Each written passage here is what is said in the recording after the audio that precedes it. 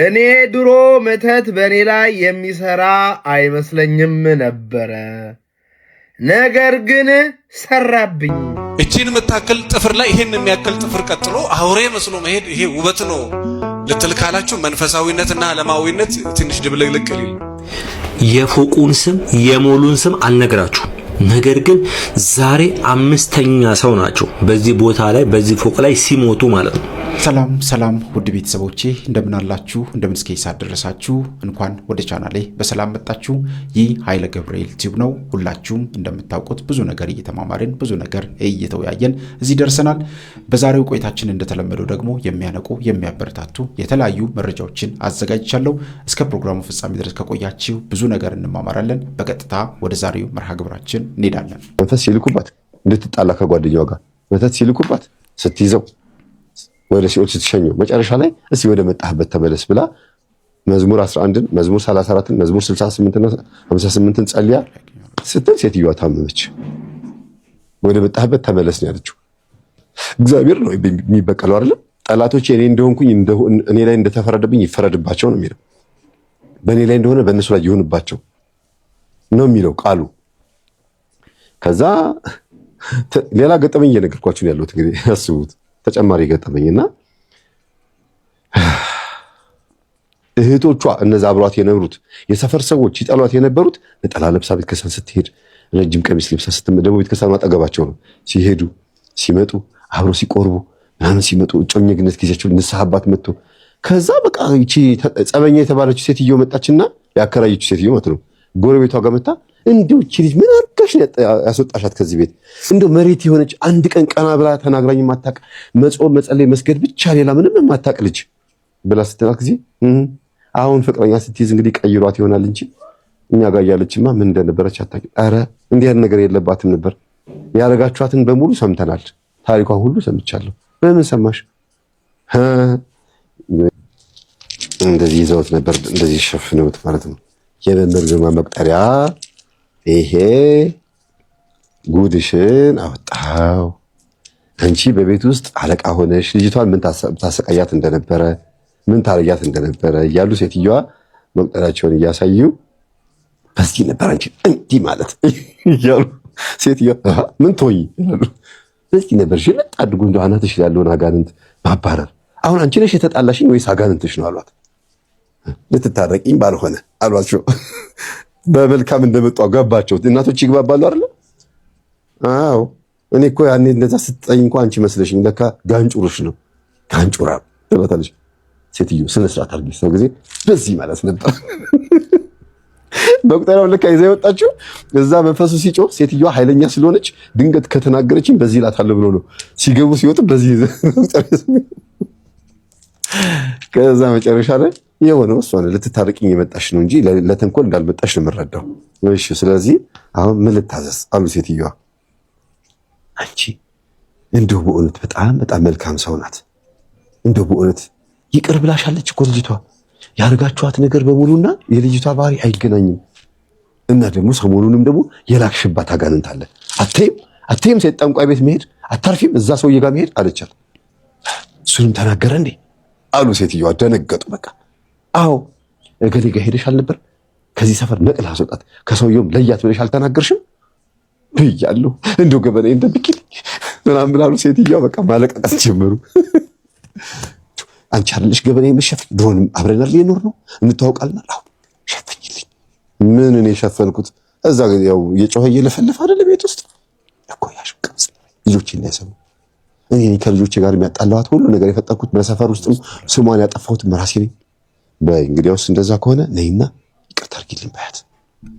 ሴትዮዋ ጉትት አድርገው ይዘው ግብት መቁጠሪያቸውን እንግዲህ የእግዚአብሔር ኃይል አያችሁ መቁጠሪያ ላይ በአብ በወልድ በመንፈስ ቅዱስ ስም አለቀ። ያዝ እንግዲህ ጅልጥ ስታደርጉት ብቻ አይደለም የምትሉት ወይኔ ተቃጠልኩ ነው የሚለው።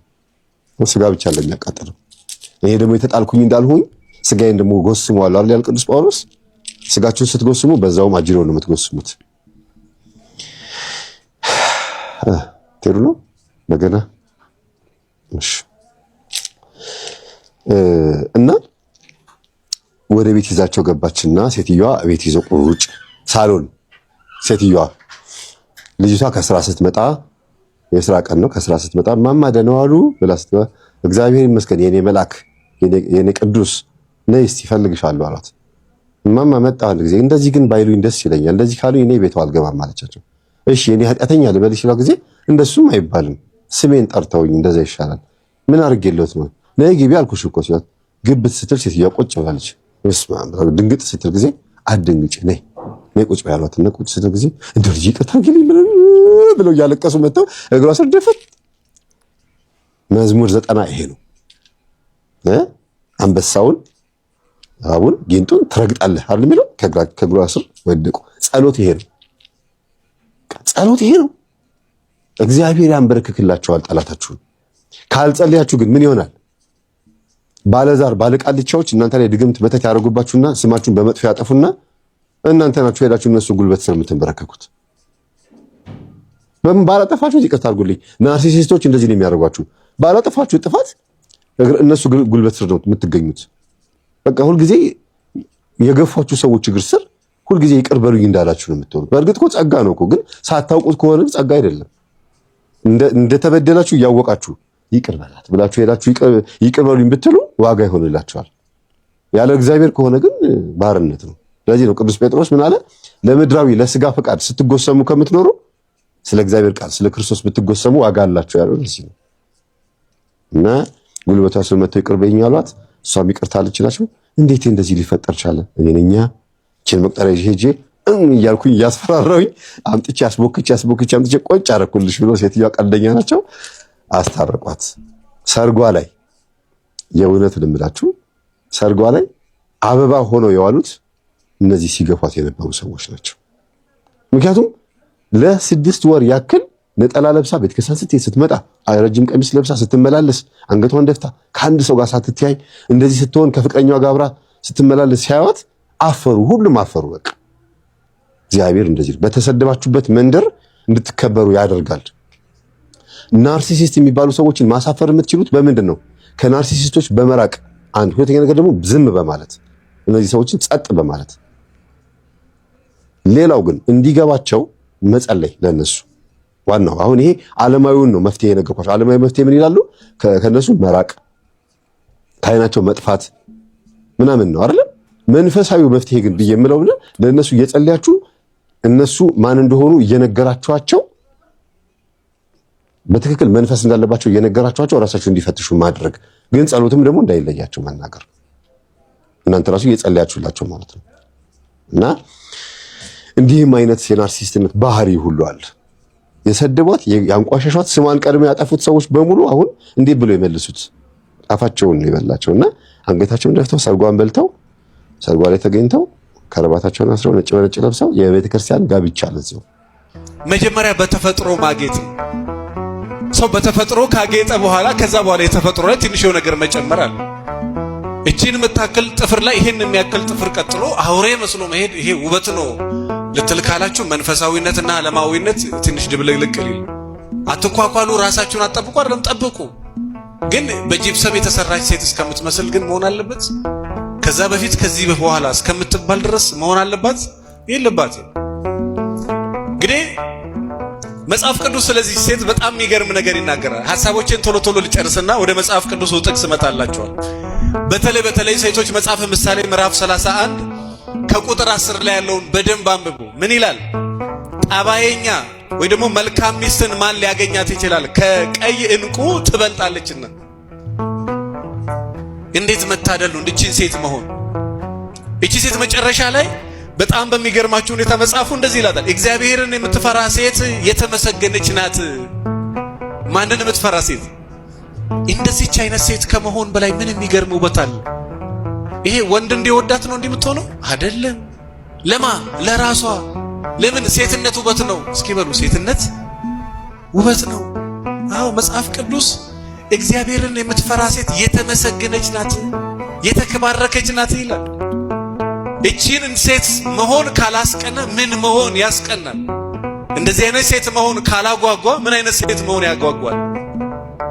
ዞሮ ልባሟን ሴት መሃል ሊያገኛት ይችላል ይልና እንደዚህ ይላል፣ ከቀይ ዕንቁ እጅግ ትበልጣለችና ይላል። ከዛ ደግሞ እንደዚህ ይላል፣ ባሏ ሙሉ በሙሉ ይተማመንባታል። ስንት በስንት ሙሉ በሙሉ ባለቤቷ ምን ይባልላታል?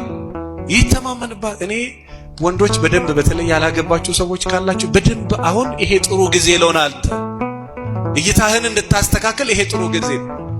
ገንዘብህንም ጉልበትህንም እድሜህንም ሰጥተህ መውደቅ ያለባት ቦታ ላይ መውደቅ። ብቸኛ ወራሽ ብለህ እሷ ሳትሞት አንተ ልትሞት ትችላለህ። ቤተሰቦቿ ሳይሞቱ እኮ እሱ የሞተ እናውቃለን። ሀብት ወርሳለሁ፣ አባቷ አርጅቷል፣ እናቷ የለችም፣ በቃ እሱ ብቻ ነው ያለው። እሱ ከሞተ ይሄ ሁሉ መሬት የኔ ነው ብሎ ገብቶ አባትየው ሳይሞት እሷ ሳትሞት እሱ ሞተ።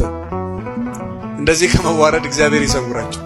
አዎ ብለህ የገባኸው ነገር አንተን ሊበላ ይችላል። ይሄ ገንዘባችሁን የሚፈልጉ ሰዎች ደግሞ ገንዘባችሁን በልተው ከጨረሱ እናንተን መብላት ይጀምራሉ።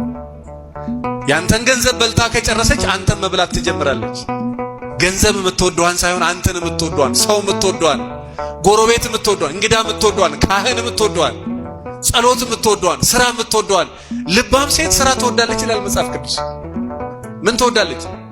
ማልዳ ትነሳለች፣ ለባሏም ለልጆቿም ለሰራተኞቿም ምግብ ትሰጣለች ይላል። እስከ 4 ሰዓት ከእንቅልፏ ማትነሳ፣ ስትነሳ ደግሞ ገና ለመሞቅ 2 ሰዓት የሚፈጅባትን አይደለም። አዎ ነቅታ በቃ አይኗ እስኪከፈት 2 ሰዓት የሚፈጅባትን አይደለም። ልክ እሱ ባልየው ከበር ሊወጣ ልትሄድ ነው እንዴ እንትየው ነገር ልሰራ ነበር። ልባም ሴት መሆን ቀላል አይደለም። ምን ዋጋ ያስከፍላል። አስተዋይ ሴት መሆን ቀላል አይደለም፣ ዋጋ ያስከፍላል። አስተዋይ ሴቶች ዋጋ ከፍለው እንቅልፋቸውን አጥተው እግዚአብሔርን ማለዳ ማለዳ ባክን ጌታ ሆይ ጥበበኛ ሴት አድርገኝ ብለው ለምን ሆነ የሆኑት? ዝም ብሎ ሴት ሁሉም ሴት ነው። ልባሟን ሴት ማን ሊያገኛት ይችላል? ያቺ ራሷ ላይ የሰራች ትምህርቷ ላይ፣ አመለካከቷ ላይ፣ አነጋገሯ ላይ መጽሐፍ የምታነብ ሰው የሚውልበት ቦታ የምትውል ከወሬኛ ከመንገደኛ ጋር ያልተባበረች ሐሳቧን ከእግዚአብሔር ጋር ያደረገ እግዚአብሔርን የምትፈራ ሰው የምትወድ ሰው የምታከብር። አዎ ለይስሐቅ የተመረጠችውን ሚስቱን ታስታውሳላችሁ? ገና ሎሌው ሲመጣ ለሱም ለግመሎቹ ለበቅሎቹ ለዛ ሁሉ ደከመኝ ሰለቸኝ ሳትል ምን አጠጣች? ውሃ። ሚስቱ መሆን አላወቀችም፣ እንትን መሆን አላወቀችም፣ ምንም አላወቀችም። ልባም ሴት ባሌ ነው ብላ አይደለም ልባምነቷን የምታሳይ። ለማንም ልባምነቷ ይታያል፣ አስተዋይነቷ ይታያል። ለማን? አስተዋይ ናታ በተፈጥሮ። አስተዋይ ወንድም አስተዋይ ለሚስቱ ብቻ ለማስተዋይ የሚሆነው ሌላውን እንደ ጠላት ሚስቱን እንደ ንግስት ከሆነ የሚያየው ሌላው ሰው አይደለም። ሌላውንም እንደ ሰው አክብር፣ ውደድ። ነገር ግን ደግሞ ለሚስት የተለየ ሰው መሆን በራሱ ችግር የለም። ያው ስለዚህ ልባም ሴት ለመሆን በደንብ አለበለዚያ መደዴ ሴት ነው የምትሆኝ። የትኛውም በቃ ኖርማል ሴት። ያቺ ደግሞ አትወደድም፣ አትከበርም፣ በእግዚአብሔር ፊት ሞገስ የላትም፣ የምትሰራው ነገር አይጣፍጥላትም። የመተቱ ጉዳይ ቀጥሏል። አንድ ፕሮቴስታንት የሆነ ተከታይ እኔ ድሮ መተት በእኔ ላይ የሚሰራ አይመስለኝም ነበረ፣ ነገር ግን ሰራብኝ፣ ተጫወተብኝ፣ አዞረኝ፣ ሕይወቴን ወደ ኋላ ጎተተው፣ አእምሮዬን በታተነው፣ ብዙ ነገሬን አበላሸው። ኋላ ላይ ስለዚህ ጉዳይ ማጥናት ጀመርኩኝና እንደሚሰራ ገባኝ። አንዳንዶቻችሁ ይሄ ነገር በእኔ ላይ አይሰራም ትላላችሁ። ካልሰራ እሰይ በረከታችሁ ይደርብን። እናንተ መንፈሰ ብርቱ ሆናችሁ፣ እናንተ ከእግዚአብሔር ከአምላካችሁ ጋር ተጣብቃችሁ፣ እናንተ እምነታችሁ አይሎ ነፍሳችሁ በርትቶ ስለ ውስጣችሁ በጣም አውቃችሁ የሚወረወርባችሁን የጨለማ መንፈስ ከተዋጋችሁ እሰይ በረከታችሁ ይደሩብን። ለእኛም መንገዱን አሳዩን። እንደዚህ አይነት ነገር ብሎ ነገር የለም አለ። መጽሐፍ ቅዱስ አላነበባችሁ? ኢየሱስ ክርስቶስ ከሰው ውስጥ መንፈስ አውጥቶ ወደ አሳማ ውስጥ ወደ ርያ ውስጥ ያስገባ አላያችሁ? ያ ማለት ነው፣ ሌላ ምንም አይደለም። መጥፎ የሆኑ መናፍስቶች የእኛን አእምሮ፣ የእኛን ሰውነት፣ የእኛን ደም ግባት ይፈልጋሉ አሉ። አይሰራም ብላችሁ እንዳትሸወዱ። አዎ ቀሽም ናቸው። አዎ ከኛ አምላክ አይበልጡም። አዎ ከእምነታችን አይበልጡም። ግን የሉም ማለት ይኸውላችሁ የመጨረሻ ህይወታችሁ ላይ እንደ መጫወት ነው፣ ወይም እንዲጫወቱ እንደ መፍቀር ነው። መዘጋጀት ያስፈልጋል። እሺ የሰይጣን ትልቁ አድቫንቴጁ እንደሌለ ሰዎችን ማሳመኑ ነው። ትልቁ አድቫንቴጁ እነዚህ መናፍስቶች ትልቁ ጥቅማቸው በሚዲያ ስለነሱ አይወራም፣ በመጽሐፍ ስለነሱ አይወራም፣ በቲክቶክ ስለነሱ አይወራም። እነዚህ ሰውን አንቀው ወደ ጦርነት የሚወስዱ፣ ሰውን አንቀው ወደ ድህነት የሚወስዱ፣ ሰውን አንቀው በሽተኛ የሚያደርጉ እነዚህ እናት አባት እህት ወንድሞቻችሁ ላይ ገብተው እናንተ ላይ መተት ሰርተው እንዲጫወቱ የሚያደርጉ አጋንንቶች ትምህርት ቤት ስለነሱ አንማርም፣ ዩቲዩብ ላይ ስለነሱ አንሰማም፣ ሙዚቃው ላይ ስለነሱ የለም። እንዲሁም አንዳንድ ሙዚቀኞቻችን እነሱን ያወድሷቸዋል። ሳብሊሚናሊ ሳናቅ ሴት የሚያወድሱ እየመሰሉ እነሱን እያወድሱ ነው። በማስተዋል አዳምጡ። ዓላማቸው እነሱን ማስመለክ ነው። ስለዚህ አለና እንዴት እናሸንፋቸው ነው ትልቁ ነገር። ሲዋጉን እንዴት እንደሚዋጉን ልንገሯችሁ። አእምሯችን ውስጥ ይመጡና አውቀው መጥፎ ምስል ያሳያሉ። የሆነ ዘንዶ ሲመጣ፣ የሆነ እባብ ሲመጣ፣ የሆነ ቤቱ ሲቃጠል፣ የሆነ አውሬ ሲያሳዳችሁ፣ የሆነ መሶብ ውስጥ ዘንዶ መጥቶ የሆነ አእምሯችን ውስጥ ኢሉዥን ይፈጥራሉ። አእምሯችን ውስጥ ራሳቸው የሚያስጨንቅ ምስል በእኛ አእምሮ ይፈጥራሉ። እኛ ደግሞ አእምሮ እንዴት እንደምንቆጣጠር ስለማናቅ እውነት ይመስልናል። በተለይ በተኛ ሰዓት ጸሎት ሳናደርግ ስንል የምናየው ህልም ያስደነግጣል። አስቡት፣ ተጠንቀቁ፣ አእምሯችሁ ጠብቁት። እናንተ አእምሯችሁን ካልጠበቃችሁት ከሁሉ አጥብቀ ልብን ጠብቅ ሕይወት ይፈልቃል የተባለውን የሕይወት ምንጭ አእምሯችሁን ልባችሁን ካልጠበቃችሁት እናችር ይገባሉ። ጠንቋዮች ይህንን ነው የሚያደርጉት። ሌላ ምንም አያደርጉም። ሌላ ምንም ስልጣን የላቸውም። ጠንቋዮች የእናንተ አእምሮና የእናንተ ነፍስ የእናንተ መንፈስ ላይ በማይታወቅ መንፈሳዊ ጥበብ የሆነ ክፉ ሐሳብና ስሜት ምስል ይፈጥራሉ እንጂ እናንተን መጥተው እንደዚህ አይነኳቸውም። አቅም የላቸውም። ቀሽሞች ናቸው። እናንተስ አታቁም። ስለ አእምሮ አታቁም። ስለ መንፈስ አታቁም። ስለ ልቦናችሁ ምንም አታቁም። አንድ አባት ያስተማሩኝ መቼም የማረሳው ነገር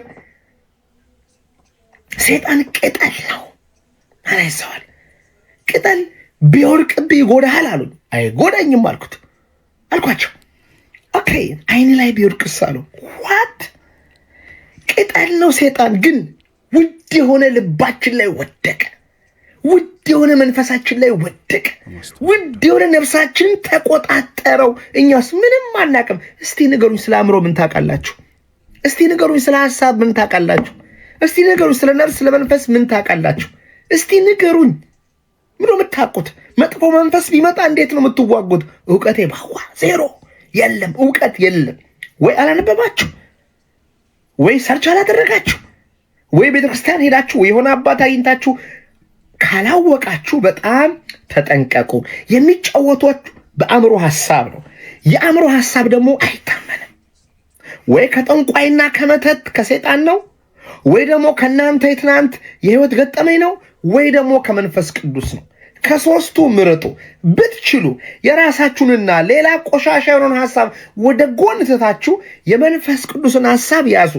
አእምሯችሁን ሽፍት ማድረግ ትችላላችሁ። ሲም1 የሰይጣን የእናንተ የኢጎ መጥፎ አስተሳሰብ ልናስብ፣ ሲም2 የመንፈስ ቅዱስ አድርገን ሽፍት ማድረግ ትችላላችሁ። ከዓለም ወደ መንፈሳዊነት፣ ከሰይጣን ወደ እግዚአብሔር፣ ከጨለማ ወደ ብርሃን፣ ከፍርሃት ወደ ፍቅር ሽፍት ማድረግ ይቻላል። እንዴት? አእምሯችሁ ቀልባችሁን በመውሰድ ዓለም ቀልባችሁን ከአምላክና ከልባችሁ ላይ እንድታነሱ በጣም ይፈልጋል። ዜናው የሚረብሽ ነው፣ ሰው የሚረብሽ ነው፣ ቲክቶኩ የሚረብሽ ነው፣ ኢቭን የእግር ኳሱ ነገር የሚረብሽ ነው፣ ስራው የሚረብሽ ነው። ረጋ ብላችሁ ውስጣችሁን መንፈሳችሁን እንዳታጸዱ የማይደረግ ነገር የለም። ሰዎች ዓላማው ምንድን ነው? እኔ ማነኝ ብላችሁ እንዳትጠይቁ ነው። ዓላማው ምንድን ነው? ሐሳቤን እንዴት ነው የምቆጣጠረው ብላችሁ እንዳትጠይቁ ነው። ዓላማው ምንድን ነው? መንፈስ ቅዱስን በውስጤ እንዴት ነው ማሰርጸው ብላችሁ እንዳትጠይቁ ነው። ዓላማው ምንድን ነው? እናንተም በሌላ ነገር ቢዚ አድርጎ የሚያድናችሁን የህይወት ነገር እንዳታውቁ ማድረግ ነው። ከዚህ ጋር ደግሞ እናታችሁም አባታችሁም ዘመዳችሁም ጓደኛችሁ ሚስታችሁ ሊሆን እኔ እኮ ሰዎች ምን እያየው እንዳለው ብታውቁ፣ ሰዎች በየቀኑ ምን እንደሚልኩልኝ ብታውቁ፣ ከአቅም በላይ የሆነብኝ ነው። የሚላክልኝ ነገር እኮ በጣም ይዘገንናል። እንዴት ደሃውንሽ እስቲ ንገረኝ፣ እንዴት በሽተኛውን እስቲ ንገረኝ፣ እንዴት ሱሰኛውን እስቲ ንገረኝ፣ እንዴት ቢዝነስን አጣ እስቲ ንገረኝ፣ እንዴት ብቸኛውን እስቲ ንገረኝ፣ እንዴት ልጆችን ማግኘት ከበደ እስቲ ንገረኝ፣ እንዴት ተሰደ 20 ዓመት ሰርተህ እንዴት አንድ ብር ታጣለህ እስቲ ንገረኝ። ብሮ የሆነ ነገር ተደርጎብሃል፣ ባትደረግ ትባረካለህ። የሆነ ነገር ተደርጎብሃል። ስለዚህ በዚህ ሰዓት ውስጥ ችግር ውስጥ ነኝ፣ ጭንቀት ውስጥ ነኝ፣ ውጥረት ውስጥ ነኝ፣ እየሞከርኩ እየተሳካልኝ አይደለም፣ የተዘጋ በር አለ ብለህ ካሰብክ አሁን ውስጥህን ለማወቅ በጣም ጣር። አሁን የልብህን ቆሻሻ ለማጽዳት በጣም ጣር። አሁን ሐሳብን ለማስተካከል በጣም ጣር። አሁን ለጸሎት በጣም ጣር። አሁን ለእምነት በጣም ጣር። እኔ ልንገርህ፣ ውስጥ ላይ መስራት ብትችል በውጪ በ10 ዓመት የማታገኘውን በልፋት በ10 ዓመት ልፋት የማታገኘውን በአጭር ጊዜ ማግኘት ትችላለህ። አስቀድመህ ጽድቁና መንግስቱን ከፈለግከው፣ በልብ ያለውን የአምላክን ሰላም ከያዝከው፣ ሌላው ነገር በቀላሉ ወደ አንተ መምጣት ይጀምራል። ብሮ ዋናው አምላክ ነው፣ ዋናው ሰላም ነው፣ ዋናው ደስታ ነው። አንዳንዶቻችሁ ደግሞ ተስፋ ልንቆርጥ ነው። በቃ እንዳትቆርጡ እንዴ! በራስ ተስፋ አይቆረጥም። አሁንም ደግሜ እነግራችኋለሁ። ማንን ደስ እንዲለው ነው ራሴን አጠፋለሁ ብላችሁ ቴክስት ብታደርጉልኝ? ማን እንዲደሰት? እናንተ ራሳችሁን ስታጠፉ ሰይጣን እንዲስቅ ሲኦል ለመግባት ለምንድን ነው ራሴን አጠፋለሁ የምትሉት? ለምን የምትተባበሩት? ዘመዶቻችሁ የተባበሩት አይበቃም? እናንተም ደግሞ የእሱ አገልጋይ አሽከር ትሆናላችሁ? አቁሙ። መንገድ አለ፣ ሌላ መንገድ በጣም አለ። አምላክ እናንተን የሚያደርግበት በጣም አለ። ምንድን ነው ካላችሁ ልባችሁን በይቅርታ አጽዱት። አሁንም በህይወታችሁ ያሉ በጎ ነገር ላይ አተኩሩ። አሁንም አምላክ ጋር ያላችሁ ግንኙነት አስተካክሉ። አሁንም ውስጣችሁ ውስጥ ያለውን ክፉ ሐሳብ በጥሩ ለመለወጥ ሞክሩ። ከዛስ ትዕግስተኞቹን እንዳትቸኩሉ። የሄደው በረከት ይመጣል። የጠፋው ገንዘብ ይመጣል። የጠፋው ወዝ ይመጣል። የጠፋው ሰላም ተባስቶ ይመጣል። እንታገስ። እግዚአብሔር 7 ቢሊዮን ልጆች አለ። ሁላችንም ችግር ላይ ነን። ይደርስልናል። ግድ የላችሁም። እሺ፣ ዛሬ ላንቺ ሊደርስ ይችላል፣ ነገ ለኔ ደግሞ ይደርስልኛል፣ ተነገ ወዲያ ደግሞ ሌላው እህቴ ወንድሜ ይደርሳል። እንታገሱ። ግድ የላችሁም፣ ይስተካከላል። ስንታገስ ግን አንድ ነገር እያደረግን፣ አንድ ነገር እያወቅን፣ አንድ ነገር እየተማርን ይሁን እንዲህ የምናደርግ ከሆነ በእርግጠኝነት እናሸንፋለን። እስቲ ህይወታችሁ ላይ አምላክ ብዙ ነገር ላይ ያደረገላችሁ ሰዎች ጸሎት አድርጉ። እስቲ ከራሳችሁ ውጡና አምላኬ ሆይ ዛሬ የተጨነቁ ሰዎች አሉ፣ በመተት የታሰሩ ሰዎች አሉ፣ እባክህ ድረስላቸው እስቲ በሉ። እስቲ ፈጣሪን አስደስቱ። የፎቁን ስም የሞሉን ስም አልነግራችሁም፣ ነገር ግን ዛሬ 5ኛ ሰው ናቸው በዚህ ቦታ ላይ በዚህ ፎቅ ላይ ሲሞቱ ማለት ነው። እኚህ አባት ፍጹም ጤነኛ ናቸው። ልጆቼ ዊንዶው ሾፒንግ ላርግ፣ ገበያውን እስቲ ቃኘት ላርግ፣ በዛው ሞክ አድርጌ እመጣለሁ ብለው ልጆቻቸውን ተሰናብተው ይወጣሉ። ዊንዶው ሾፒንጋቸውን እንግዲህ አድርገው ገበያውን ቃኝተው ጨርሰው ደረጃውን ይወርዳሉ። ደረጃውን ወርደው ወለሉ ላይ ይደርሳል። ልክ እዛ ጋር ሲደርሱ ምን እንደሆነ አይታወቅም፣ ይወድቃሉ። ወይ የኔ አባት ብለው ሰዎች ሊያነሷቸው ቢሉ እዛው ዘግተዋል፣ እዛው ሞተዋል ማለት ነው። እዛው ቦታ ላይ እሳቸው 5ኛ ሰው ናቸው ሲሞቱ። አያሳዝናችሁም? 5ኛ ሰው። ለዚህ ነው ከየአንዳንዱ ሀብታም ጀርባ ሚስቱ ሳትሆን ያለችው ብርቱ ሴት ሳትሆን ያለው ብርቱ የነሱ ብርቱ የሆነላቸው ዲያብሎስ ነው ያለው። ምንም የማያውቁ ግን ህፃናትም አዛውንትም ፎቁ ሲሰራ ጀምሮ የነበሩ ቀን ሰራተኞችም ምን እንደሆነ ሳይታወቅ ይሞታሉ፣ ይገበራሉ ማለት። የአብዛኛው የፎቆች ታሪክ ይሄ ነው። ከፎቁ ስር የብዙ ንጹሃን ደም አለ፣ የብዙሃን እንባ አለ፣ የብዙ ህፃናት ደም አለ፣ የብዙ ሰዎች ግብር አለ። ኢትዮጵያ ውስጥ ካሉት 99.9% ነው የምነግራቸው። በላባቸው የሰሩ በጣም ጥቂት ሰዎች ይኖራሉ። ከዛ ውጭ ያለው ግን አብዛኛው ከመናፍስቱ ዓለም ግንኙነት ያላቸው ሰዎች ናቸው። ለማንኛውም ስትወጡ ሰላም ለኪ ጸልያችሁ ቀን ልታበላሽ የተዘጋጀ እርኩስ መንፈስ በስላሴ ስም የታሰርኩን እያላችሁ ከቤታችሁ ውጡ።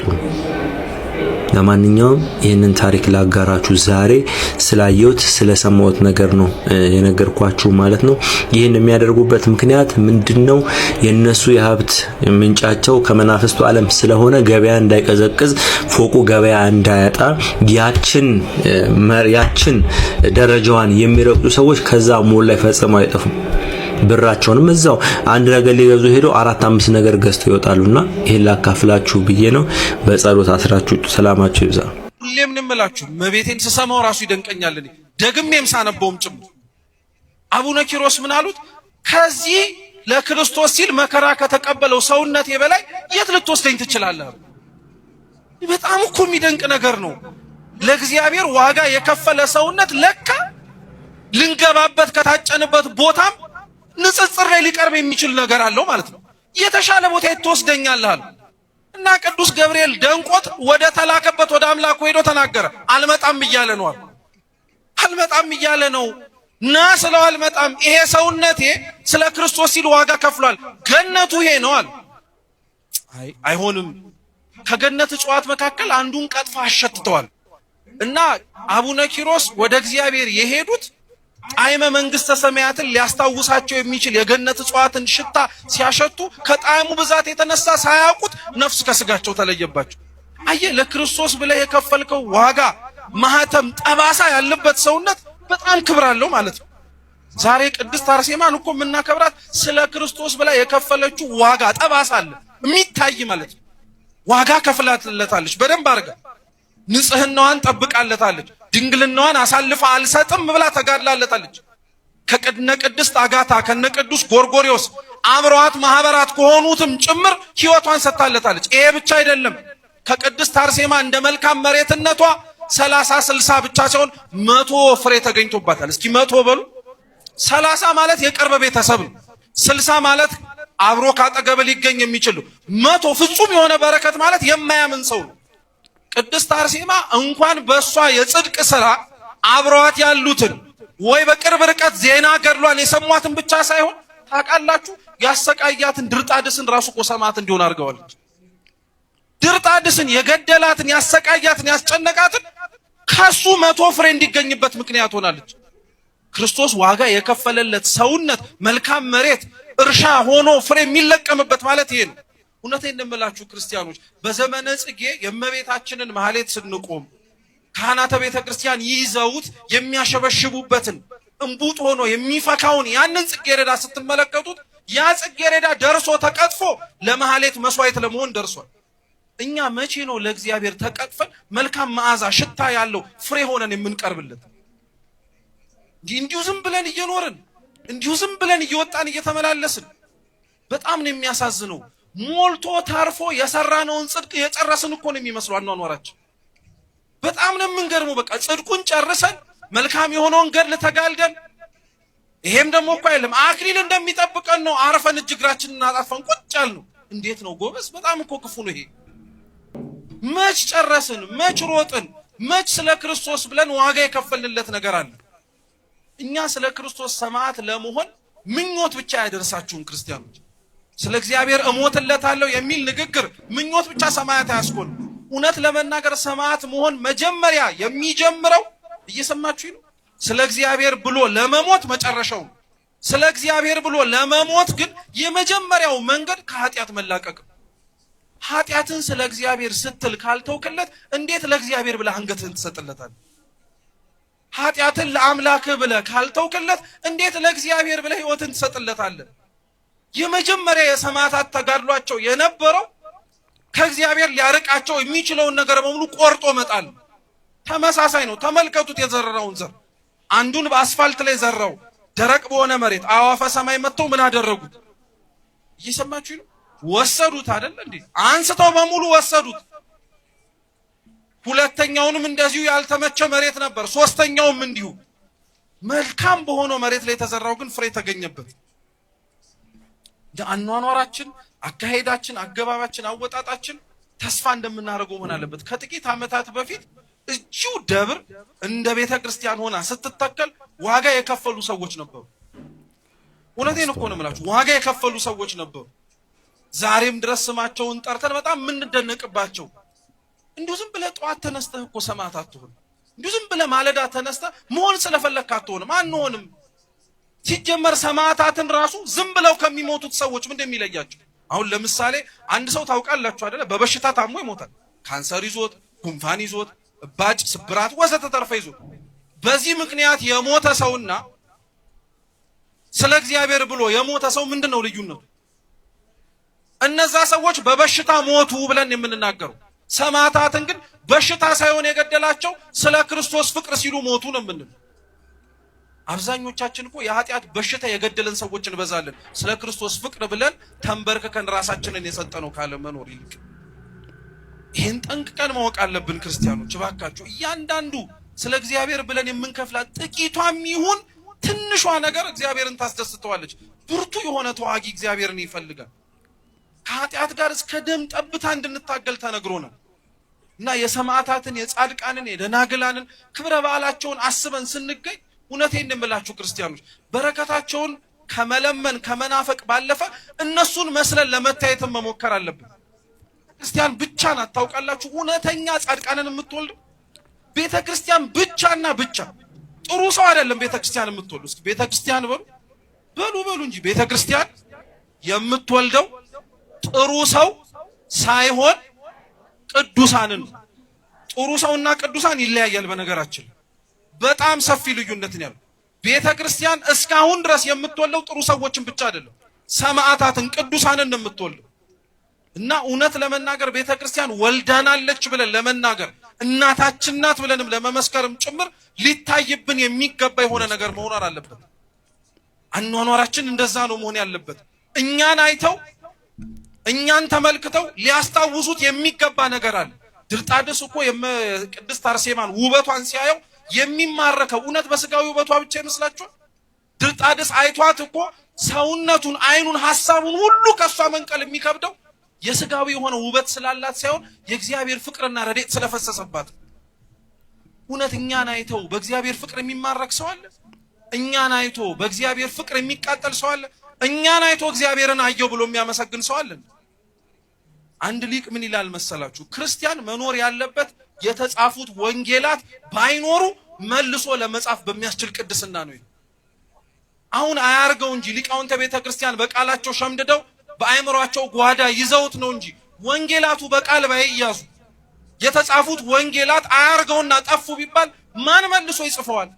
እንዴትስ መልሰን ልንጽፈው እንችላለን ብትሉ ደጋግ የሆኑ ክርስቲያኖችን በማየት አኗኗራችን እንደዛ ነው መሆን መቻል ያለበት። ትላንትና ስም አጠራራቸው የጠፉ ብዙ ጨካኞች አሉ። ስማቸው ተረስቷል። ዛሬ ግን ስለ እግዚአብሔር ዋጋ የከፈሉ ግን ዘመንም አይረሳቸው።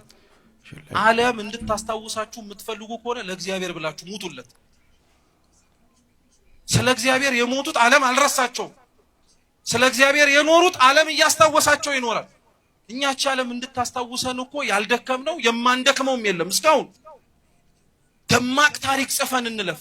አረ በስመ አብ ወወልድ ወመንፈስ ቅዱስ በጣም እኮ ነው የምንደንቀኝ። ታሪክ ስለተጻፈ ብቻ የማይዘነጋ አይደለም። ታሪክ እውነትም ሲኖር፣ ክርስትና እውነትም ሲኖር፣ የተሰበከው ወንጌል እኛ ላይ ታይቶ እነሱ ናቸው የሚነበቡት ሲባል እዛን ጊዜ ላይ ማንም አይረሳል። እውነት እግዚአብሔር አምላክ የማይረሳ ሕይወትን በፊቱ እንዲሰጠን ቅዱስ ፈቃዱ ይሁንልን። በዛሬው ቆይታችን እንግዲህ ውድ ቤተሰቦቼ እነዚህንና መሰል ጉዳዮችን ለመዳሰስ ለማየት ሞክረናል። ብዙ ነገር የተነሳበት ብዙ ነገር የተማርንበት ቪዲዮ ነበረ።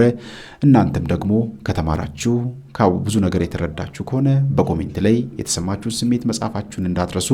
ሰዎችን የሚያስተምር ሰዎችን የሚያነቃ ኮሜንት፣ አስተያየት፣ ጥያቄ መጻፋችሁን እንዳትረሱ። እግዚአብሔር አምላካችን ከሁላችን ጋር ይሁን። በቀጣይ ደግሞ በሌላ ርዕሰ ጉዳይ በሌላ ትምህርት እስከምንገናኝ ድረስ የቅዱሳን አምላክ ከሁላችን ጋር ይሁን። በሀገር ውስጥም ከሀገር ውጭም ያላችሁ ኢትዮጵያውያን ኤርትራውያን ቤተሰቦቼ በያላችሁበት ሰላም እግዚአብሔር ከሁላችሁ ጋር ይሁን እላለሁኝ። ይቆየን። አሜን።